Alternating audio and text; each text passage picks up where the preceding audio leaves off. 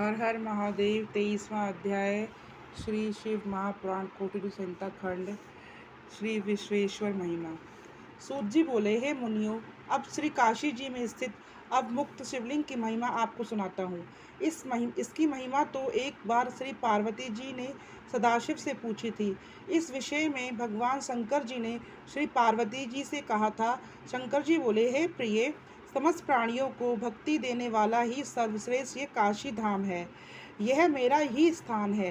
यही सिद्ध पुरुष आकर मेरे नियमों के अनुसार आचरण करते हुए मेरे अनेक रूपों का वर्णन करते हैं। कल्याणी, मेरे भक्त तथा ज्ञानी जन अन्य तीर्थों पर जाएं या ना जाएं, किंतु काशी तो दोनों को मोक्ष देने वाली है। यह चाहे कहीं भी मृत्यु को प्राप्त करे, किंतु इनके लिए मुक्ति तो सिद्ध है। इस पुरी में किसी भी अवस्था के मनुष्य की मृत्यु हो, उसको मोक्ष प्राप्त हो जाता है। स्त्री चाहे शुद्ध हो या अशुद्ध, सुहागन हो या विधवा, वंध्या हो या रजस्वला, कन्या हो या प्रसूता, ऐसी संस्कार रहित की भी मुक्ति हो जाती है। यह केवल उस क्षेत्र में आकर मृत्यु प्राप्त करे। यहाँ न किसी उत्तम जाति, वर्ण, ज्ञान, कर्म, दान, संस्कार, स्मरण, मेरा भजन पूजन आदि किसी की भी आवश्यकता नहीं है। इसमें तो केवल आकर मृत्यु प्राप्त कर लेना ही पर्याप्त है। मुक्ति तो उनके लिए स्वतः सिद्ध है। हे उमे, यह मेरा काशी धाम अत्यंत गोप्य है। ब्रह्मा, विष्णु आदि अनेक जन्मों को पाकर कठिन तपस्या किया करते हैं। वही मुक्ति यहाँ केवल शरीर त्यागने से ही प्राप्त होती है। प्राणी किसी प्रकार का भी योग्य अयोग्य कर्म करके पाप कर्म क्यों ना कर बैठे, कितना भी अधर्मी क्यों ना हो, इस पुरी में मृत्यु द्वारा उसका आवागमन का जाल छूट जाता है। यदि विचार पूर्वक भक्ति श्रद्धा से वहां रहकर मुझ ईश्वर शंकर का ध्यान, अर्चन, आराधना, स्मरण एवं तप करते हैं, उनके पुण्यों की महिमा तो कल्याणी मैं नहीं कह सकता। वे तो मेरे स्वरूप में लय हो जाते हैं। यह तीर्थ सभी को मुक्ति दाता है। इस प्रकार पापी जन यहाँ मृत्यु को नहीं पाते, तो उन्हें अपने कर्मों के अनुसार कई जन्म लेने पड़ते हैं। कर्मों के फल भोग लेने पर ही उनको मुक्ति मिलती है। यदि इस प्रकार के पवित्र धाम में रहकर कोई जन दुष्कर्म कर बैठता है, तो उसके मृत्यु के बाद 10,000 भैरवी नरक भोगना पड़ता है, फिर जाकर मुक्त होता है।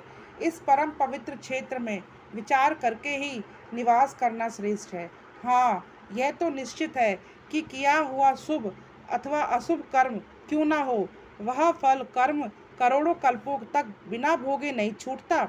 शुभ कर्म स्वर्गदायक होता है, अशुभ घोर नरकदायक होता है। यह दोनों प्रकार के कर्म जन्म मरण देने वाले हैं।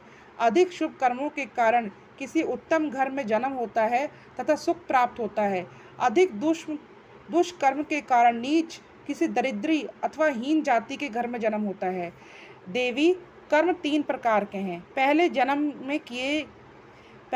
में किए गए कर्म संचित होते हैं। दूसरा, इस जन्म में किए हुए क्रियमाण।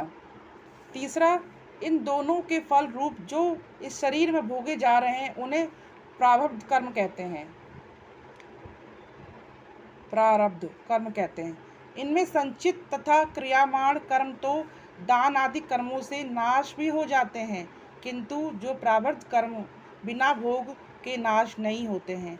संचित क्रियामाण कर्म काशीपुरी को छोड़कर अन्य किसी क्षेत्र पर भली भांति नष्ट नहीं हो पाते। जिन मनुष्य ने पहले जन्म में विचार पूर्वक काशी निवास किया है, वे ही दूसरा जन्म पाकर काशी में शरीर छोड़ते हैं, और कोई भी नहीं। काशीपुरी गंगा स्नान ही संचित एवं क्रियामाण कर्मों का नाशक है। प्रारब्ध कर्म काशी धाम में रहकर मृत्यु होने से ही तुरंत नाश हो जाते हैं।